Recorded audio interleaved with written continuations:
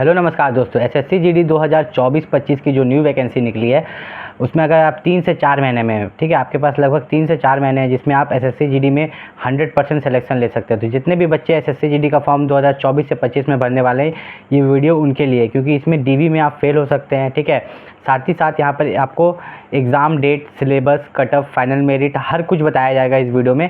ये वीडियो देखने के बाद, ठीक है, ये वीडियो जो होगा आपका, ये वीडियो आपके लिए बहुत काम ला सकता है, क्योंकि इस 3 से 4 महीने में आप नौकरी ले सकते हैं। ठीक है, आप अपना सपना पूरा कर सकते हैं एसएससी जीडी बनने का। एसएससी जीडी के बारे में हर कुछ डिटेल में यहाँ आपको बताया जाएगा। ठीक है, अगर आप नए बच्चे भी हैं ना तो आपको हर कुछ समझ में आ जाएगा। अगर नहीं समझ में आए तब बताइएगा। ये वीडियो देखिए, ज़्यादा नहीं, आपका 5 से 8 मिनट का ये वीडियो रहेगा। अगर आपको वीडियो समझ में आए तभी वीडियो को लाइक करके जाइएगा। चलिए वीडियो को शुरुआत करते हैं। सबसे पहली बात यहाँ पर बात करें अगर हम, तो सबसे पहले आपका एसएससी जीडी में कंप्यूटर बेस्ड टेस्ट होता है।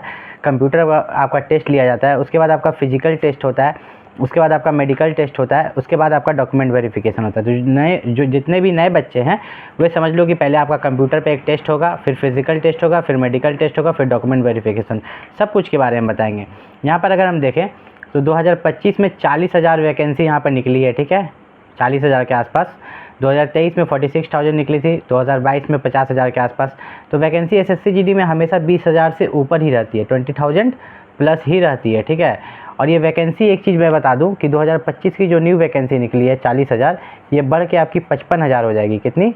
55,000 वैकेंसी हो जाएगी। अब मैं ये नहीं बोल रहा कि एग्जैक्ट 55 हो जाएगी। ठीक है, ये आपका 40 से, ठीक है, आपका 40,000 से बढ़ के, ठीक है, ये वैकेंसी आपका 44,000 भी हो सकता है, 50,000 भी हो सकता है और 55,000, लेकिन उससे ज़्यादा नहीं। यही मतलब 10-15 हज़ार के आसपास आपकी जो है वैकेंसी इंक्रीज़ होगी।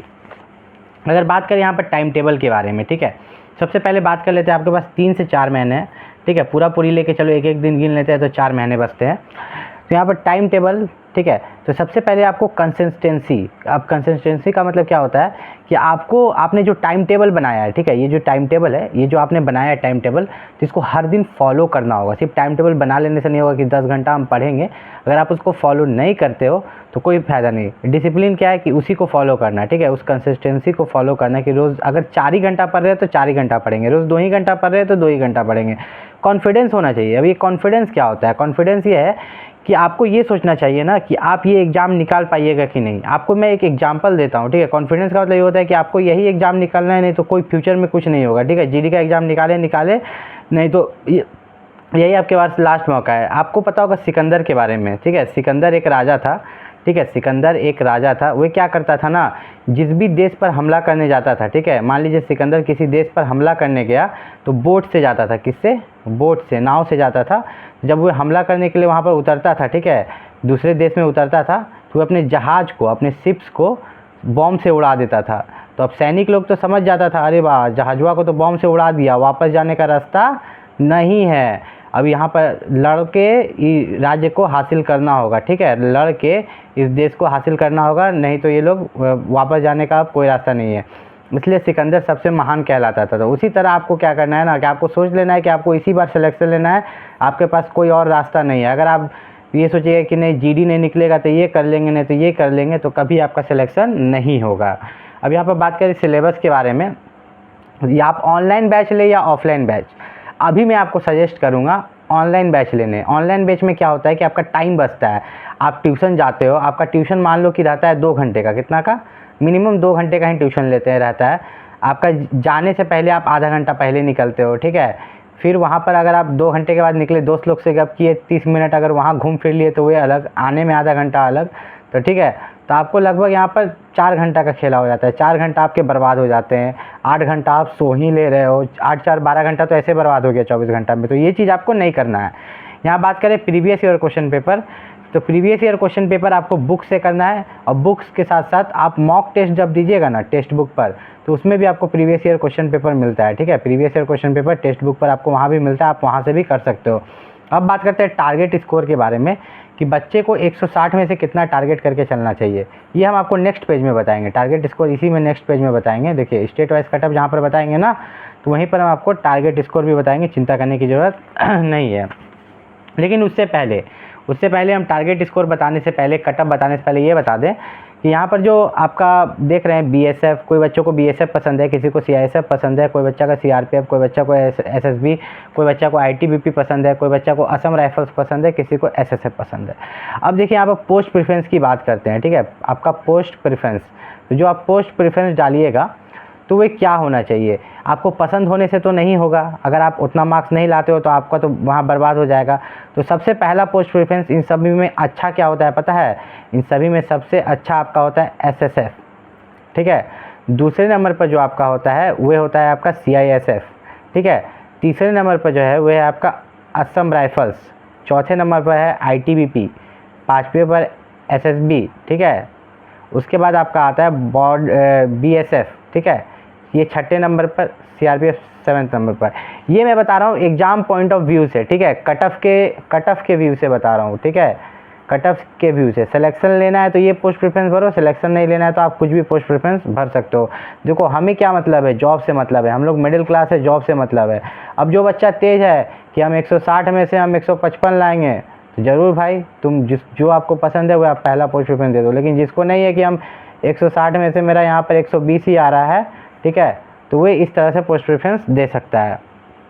एग्ज़ाम प्रोसेस की बात करें तो आपका मैथ रहता है 20 क्वेश्चन 40 मार्क्स, रीजनिंग रहेगा 20 क्वेश्चन 40 मार्क्स, जीए 20 question 40 marks, English Hindi 20 question 40 marks.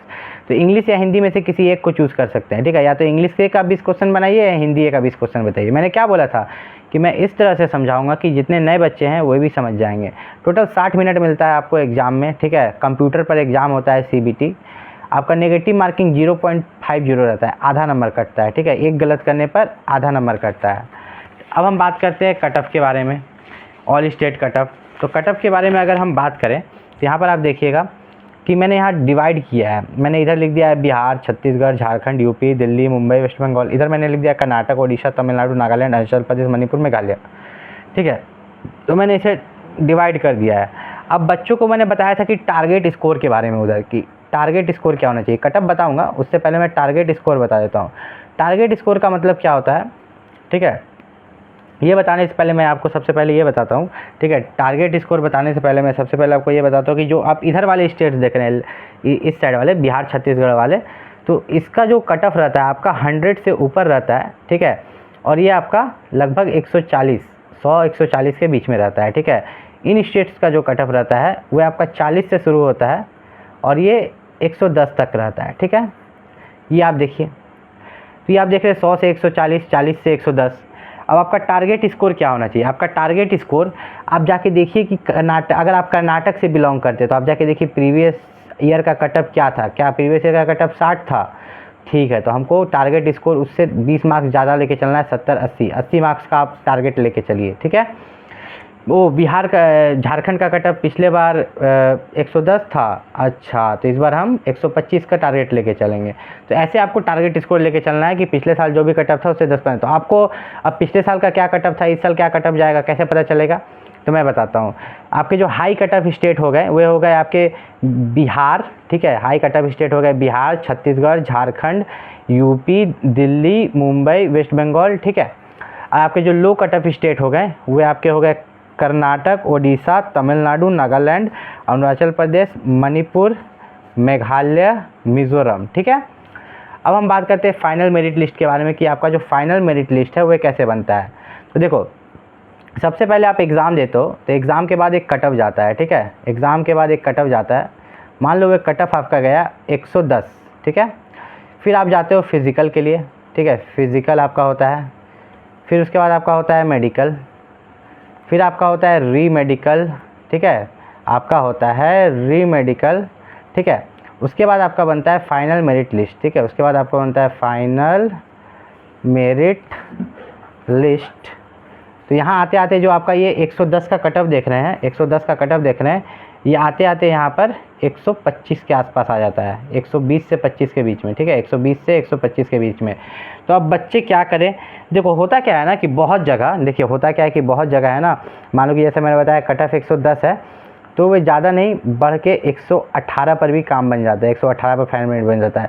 ये डिपेंड करता है आपका वैकेंसी पर, ठीक है, कि एसएससी जीडी की तरफ से यहाँ पर कितना वैकेंसी निकाला गया है, इस चीज़ पर डिपेंड करता है। देखो जितने भी बच्चे यहाँ पे एसएससी जीडी का फॉर्म भर रहे हैं, तो पहले से तो 40,000 वैकेंसी अभी निकली हुई है, ठीक है, 40,000 वैकेंसी निकली हुई है, आप फॉर्म भर रहे हैं, तो आपको चिंता करने की ज़रूरत नहीं है, ये वैकेंसी बढ़ेगी, ठीक है। ये 40,000 से अगर आपकी 5,000 भी बढ़ जाती है ना, 45,000 भी हो जाती है ना, तो ये आपके लिए बहुत ही महत्वपूर्ण होगा। जैसा कि मैंने वीडियो के शुरू में बताया था कि मैं एसएससी जीडी के बारे में इस तरह से बताऊंगा।